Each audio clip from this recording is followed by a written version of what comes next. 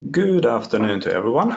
My name is Jukka Vesa. I'm the sales engineer for our Nordic region, and welcome to this Zyzel webinar this afternoon. We will have a Q&A session at the end, but please, if you have any questions, put them in the questions section of the GoToWebinar, and we will cover them at the end. Today's topic is Zyzel's ATP gateways or ATP firewalls, and what do they actually do and why they are needed nowadays. So let's first start with threat statistics and basically the reason why we need ATP gateways. So malware attacks have been growing like crazy the past years.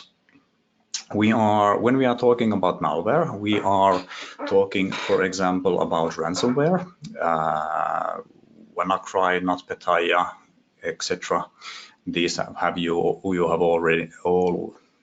you all have seen them in the papers in the past years.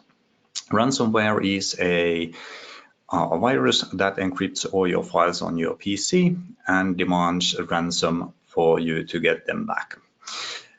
It's not actually as simple as just paying the ransom and getting them back, because in many occasions when you actually, or if you actually pay them, the payment doesn't go through, or you won't get the key, or they haven't intended to give you the key in the first place anyway.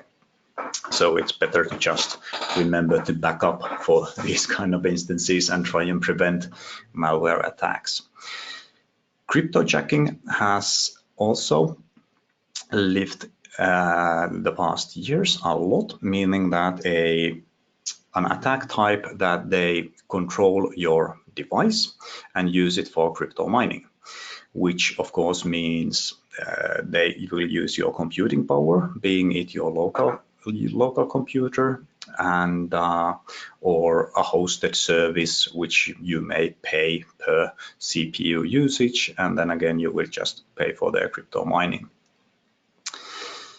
Okay, data breaches have been rising a lot lately as well, and many of the companies don't have any gateways or any systems to prevent data breaches. And what's worst of it all, that data breaches nowadays go unnoticed many occasions. So you might not even know that somebody has been in your system stealing your data until it's too late, and you get an information that somebody is misusing your banking credentials or your identity has been stolen or something like this.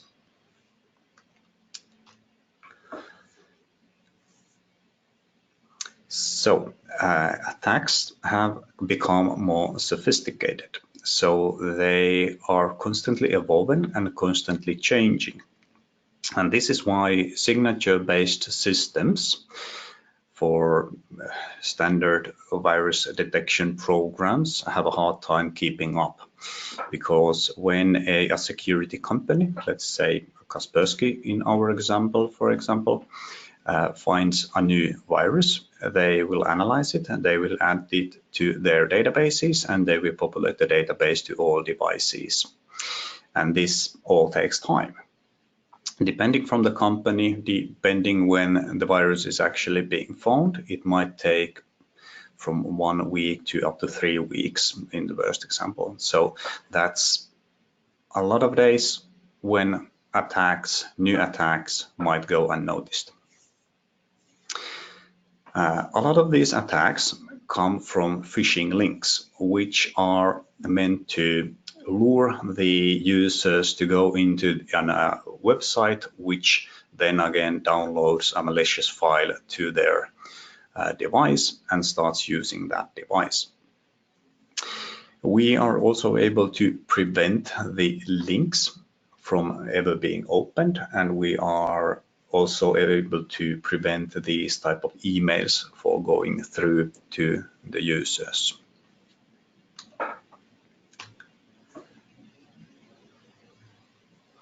Since a lot of PCs have fairly good PCs and Macs, and computers in general have better protection nowadays than it had before. So better firewalling functions, better antivirus clients, etc. So many of the attacks are, or many of the mobile devices are being attacked nowadays. And the virus protection on mobile phones is not on the level of PCs. So they are a lot easier target. The worst of all are IoTs, or Internet of Things, meaning your refrigerators, your washing machines, your intelligent light bulbs, whatever smart devices you might have lying around your home that are connected to the internet. And these devices are especially vulnerable for the crypto minings, because they usually have no protection at all, and usually the crypto mining goes unnoticed for a long time. And of course, these are not very powerful devices, but when you have hundreds of thousands of these devices at your disposal, they become a powerful mining tool. And of course, the bad thing about somebody using your washing machine to mine Bitcoins or some other cryptocurrency is that the washing machine isn't really meant for running 100% of CPU usage all the time. Of course, that takes up some electricity, but it also creates heat. And since that's probably not being taken in consideration by the manufacturer of that device, so the washing machine or whatever device it might be, it might start acting strangely, might start crashing, might even break down eventually because of the high CPU load and the high heat it produces. And usually you don't really change an admin password on your washing machine. Hacker attacks also have been rising a lot. There is a report that is identifying a new hacker attack in each and 39 in between of 39 seconds. And according to McAfee labs and other virus labs as well, they speculate around 500 new threats discovered per minute, and that's a mind-blowing rate of threats that cannot be stopped by the standard signature-based signature-based databases. Okay, so let's go into a bit more detail on what do we actually need to do to stop these kind of attacks, and what functions does ATP provide for you to do so. So of course, we as a base, we use the signature-based databases as well in multiple reasons. First of all, when they are a local database on a device, it responds very quickly, and it's a very wide database to use, since it has been evolving for years and years and years. But we add on top of that, we add quicker reaction times, etc., and we add a lot of scalability. So let's go into a bit more detail on what it actually matters that we gain the benefit of using the cloud intelligence. So on the standard devices, for example USGs, we are logged on the third-party data feeds, Trend Micro, Kaspersky, etc., and their update rate, so it's not constant and immediate. Periodic signature updates might take up to a couple of weeks even for the information to actually be on the gateway. We are fixed to the hardware capacity of that gateway device, meaning the processing power of the gateway. What we gain by using the cloud system, we gain the global sharing synergy, meaning that each and every device that uses the same system is able to share information between each other and share the signatures in real time. So we learn and update at constantly. So each and every device that learns something is able to share it with the others, and then we do not have to wait for the third parties to update their databases and populate them to all gateways.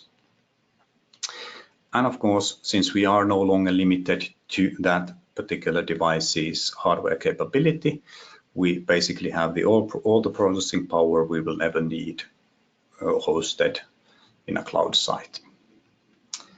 And these are the main factors.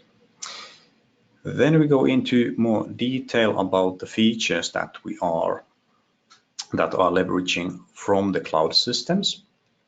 So IDP, intrusion detection and prevention, combined with ADP, which protects against anomalies like port scans, and IDP is against known attacks that have been identified. So we can analyze the behavior of the traffic that flows through and identify, is this an attack or not, or is somebody trying to port scan our gateway and trying to find a hole that he can pass through.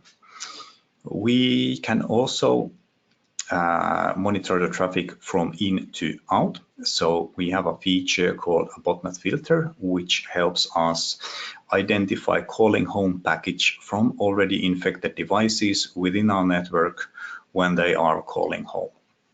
So if a device gets infected and is in our network, we are not able to get the virus out of it with the gateway, of course, but we are able to prevent it from calling home, and then the command and control server can never use the PC that is inside the network. Malware blocker is the good old antivirus combined with the Cloud Threat database, which immediately updates when it gets any information from other devices. So blocking malware in live, basically. Web security, including botnet filtering, content filtering, also for those phishing links, meaning that at first place we are able to prevent from people to going on websites and malicious IPs or URLs to even prevent that they will never get infected at all. Machine learning is a self-evolving AI database that feeds back to the devices either on a daily basis or when they query from the machine learning database. And of course, when each and every device inputs to this database, the database keeps constantly growing and it is being optimized per region, times, hit counts, etc. So we get the relevant information out of it as quickly as possible and get the database to be as wide as possible. And then on top of all of these features, we leverage from cloud sandboxing, which is an isolated and safe environment where we can put unknown files in, and we are able to emulate and check their behavior and if the file is malicious or not, and then update the database accordingly. So then into a bit more detail on each and every function and what they actually do. So as already mentioned, we have a global security ecosystem, which all devices push the data to. And how it actually works. So in a cloud database scenario, we have an unknown file that is coming into the gateway at this point. We do not know if it's malicious or not, and it is being not found from the gateway's database. So we query it from the Cloud Threat database. We combine the information that comes from all the devices in the field. We combine our own malware database, and we, of course, combine the third-party databases as well, since there might be a newer version in the cloud that is on the local device. So we get the most information out of it, optimized and quickest responses we can humanly get. So we query it from the database, crunch it through these engines, feed back to the device, and then the device is able to make the decision, is the file malicious or not, so should I block or forward the file. And of course, at the same time, it will update the database on the local device. So the second time this file or these new files, whichever has been found in the meanwhile, will pass through the gateway, it already knows which files these are. And of course, when the machine learning learns something new, it likes to share that information, and the information and the signatures is shared to each and every device in each and every region, and it's been optimized by hit count, severity, time, and region. Meaning that if we see some threat popping up in the Nordics more than we see it in Africa, for example, it is being optimized higher in the Nordics. Fairly simple, but very effective. And of course, the files themselves are not sent around. It's basically a signature update, and each and every file has a unique signature of it. Okay, so then into more detail on how sandboxing works and what it is. And as said, it's an isolated and safe cloud environment where we can check these files. So with conventional UTM features, so signature-based UTMs like anti-spam, antivirus, etc., we know which files are good and we know which files are bad. But what we don't know is the unknown files, the files that are not in each one of these databases. So we leverage from the sandboxing and from the cloud machine learning AI to determine if these files are good or not. And these are files that we call unknown files or zero-day threats, meaning that they have not been recognized yet. These have not been entered in any databases. So we need to react very quickly when we notice something like this. And how the sandboxing works is that we have an unknown file or an unknown threat that comes into the gateway. We send it to be contained in the sandbox. It will contain the file, then it will emulate the file, so unzip it, run it, whatever, to see how the file behaves and does it do something malicious or not. So we know if it's a safe file or a malicious file. So then we identify the file. Is it malicious or not? We behave accordingly. And then we update the signature databases, which are being updated to each and every gateway upon request, or if the device doesn't request a new database or a new signature, it will update daily with a daily cycle. But of course, if it receives an unknown file, it will update the database immediately. So basically, seconds after the file has been analyzed, each and every device around the world has this information available for them. So we do not need to wait weeks, but seconds to get the information.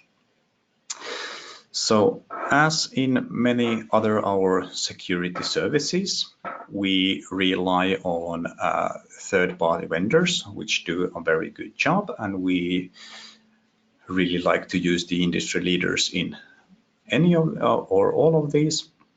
And with the sandboxing and AI solutions, we rely on Lastline, which is the industry leader at this segment.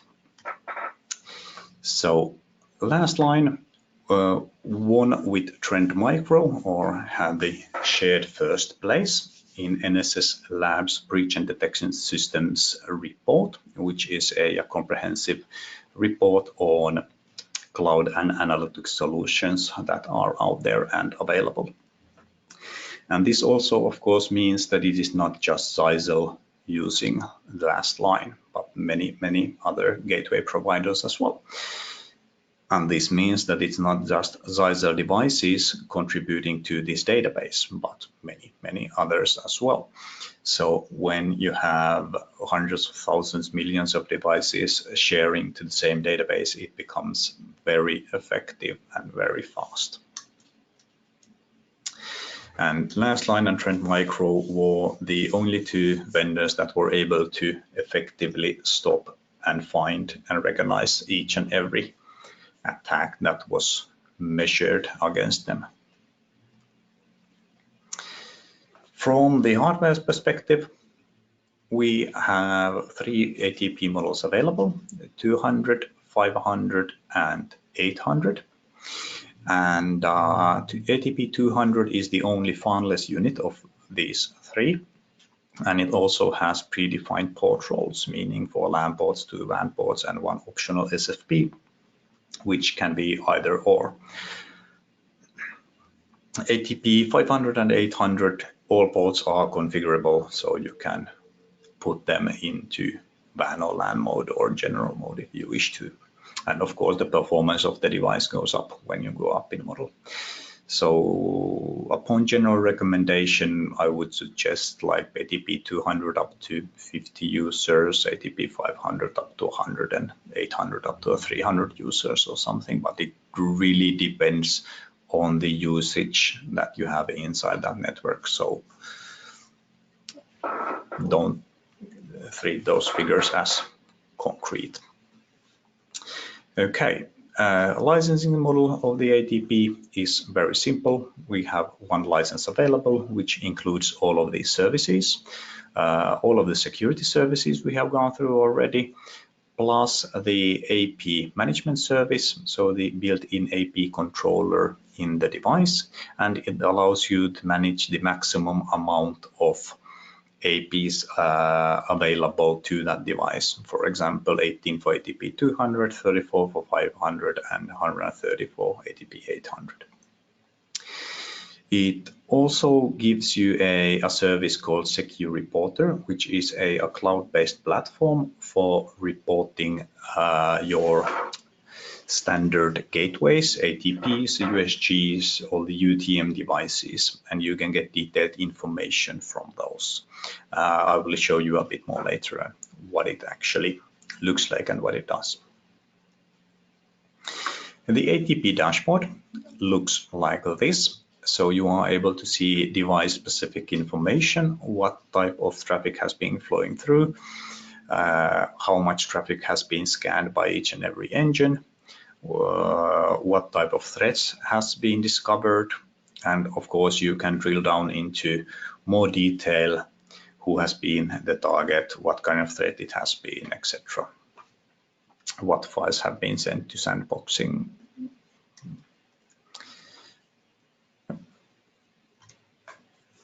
So then a comparison between the ATP and the good old USG, which is probably familiar for, or more familiar for all of you. So we are building on top of the features that we have in the USG. So it's a good device still, but it relies on signature based. So we bring the cloud machine learning to the ATP, the anti-malware for the ATP. And we bring new features like the botnet filtering, which prevents the already infected devices from ever calling home within our network, and sandboxing, which enables us to check and emulate the files and then feed the information to the cloud machine learning. And also zero-day IP and URL reputation, which for that we are able to almost in lifetime check the IP and URL reputations for content filtering, for phishing links, etc. And of course, with new devices becomes more powerful hardware. So throughputs have gone up a lot, especially when you are using the UTM features. And that's good news for us living in the Nordics because we have fairly powerful ISP connections here. Something that is it is actually missing is the hotspot features that the USG has. So if you are looking for the hotspot features, we have them still on the USGs. on the VPN series, and our Nebula Cloud Management also has quite a lot of these hotspot features and a lot more coming. And also something to note that the HA Pro is available on the bigger models, so ATP 500 and 800, but not unfortunately on the 200. So a couple of words about the Secure Reporter, which I mentioned earlier, and what it does and what it is. So it is a cloud-based platform which gives you analytics from your existing ATP and USG devices that you can integrate here. You can create easy and nice looking reportings from there, either for your own use or even a weekly report to your customer, what has been happening, what has been flowing within their network or through their gateway. You can also get alerts from it. So if a device goes down or if a device is under attack or etc., you can set the parameters when you get an alert from it. Of course, live monitoring from the tool, so you can see who is doing what and when. And of course, all nicely visualized, so it is easy to use, easy to read, and easy to present onwards to your customers as well. And then another clear benefit that it has is who, what, and when. So when something happens in the network and you really need to find out who has done and what, or if there has been an attack, so who has been the target of and who has been investigated. So usually you need to scroll through a couple of thousands of lines of syslogging to find this information and piece it apart from different logs to get what you actually need and what is actually presentable for the customer. So from here, you can easily get the information, what has the threat been, who has been the target of this threat, when has it happened, who has been the attacker or the source of the attack, and of course the geographical location where the attack has came from. So you can easily find the hindsight information when and if something has happened or somebody has been a target of an attack, so you can easily in human readable format get the information within minutes.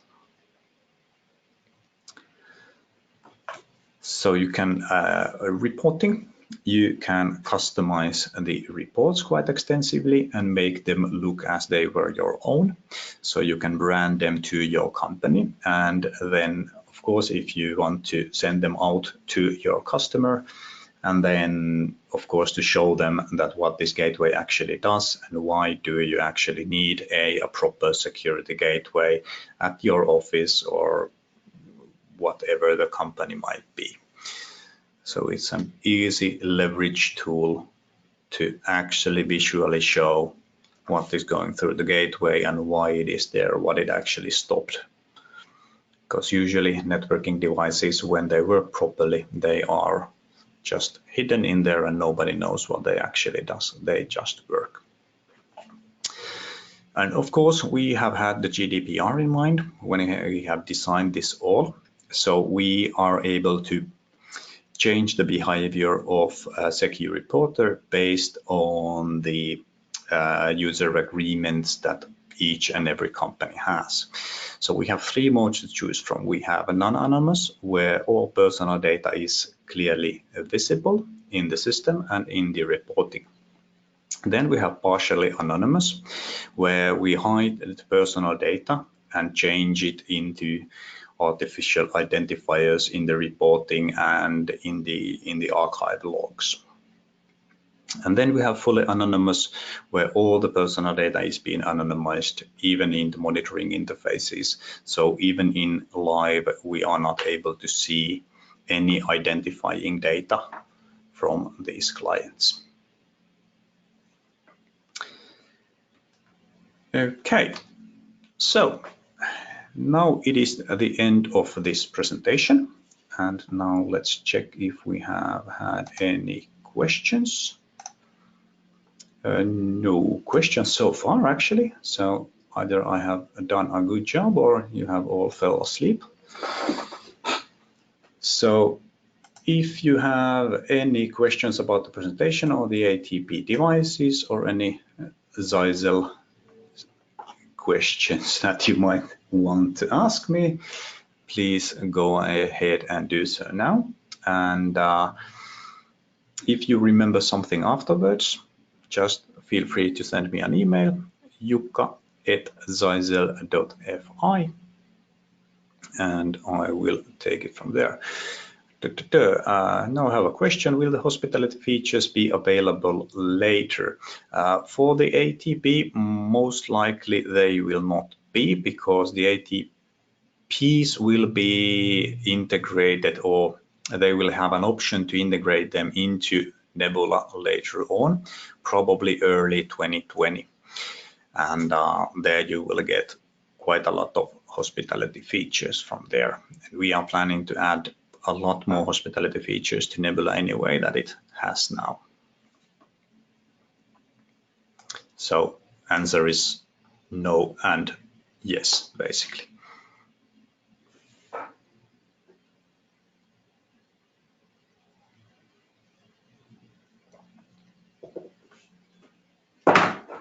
Sorry. I will keep the webinar running for a couple of minutes and wait if there are any more questions. If not, I will thank you for attending and wish you a very happy end of the week.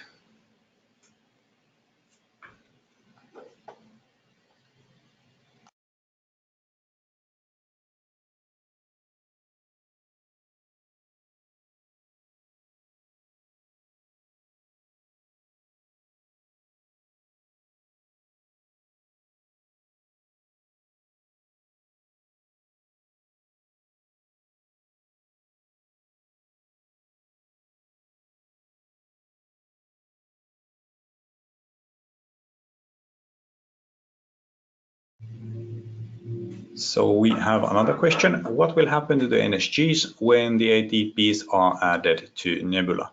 Well, in a short term, nothing will happen, nothing particular will happen to the NSGs.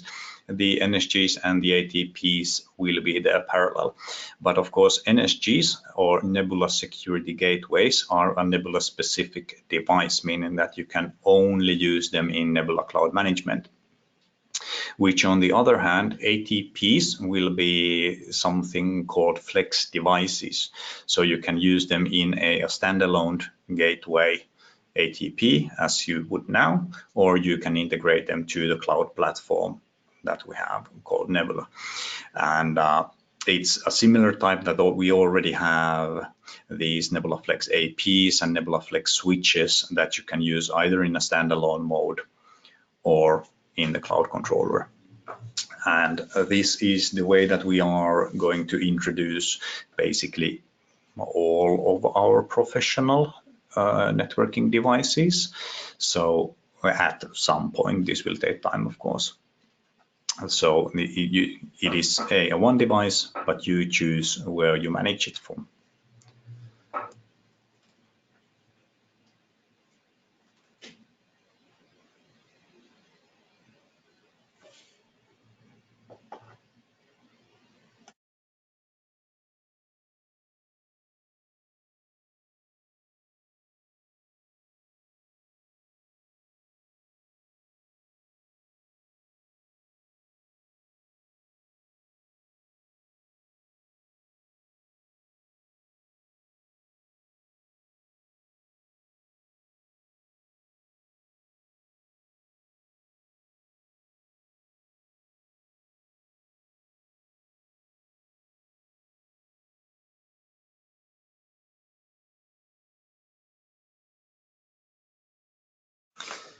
I have a question that how will upcoming transition to encrypted DNS requests affect the functionality of the ATP? To be honest, now I do not know. I will have to find that out. So I will return the answer via an email after the webinar once I've gotten the answer to that.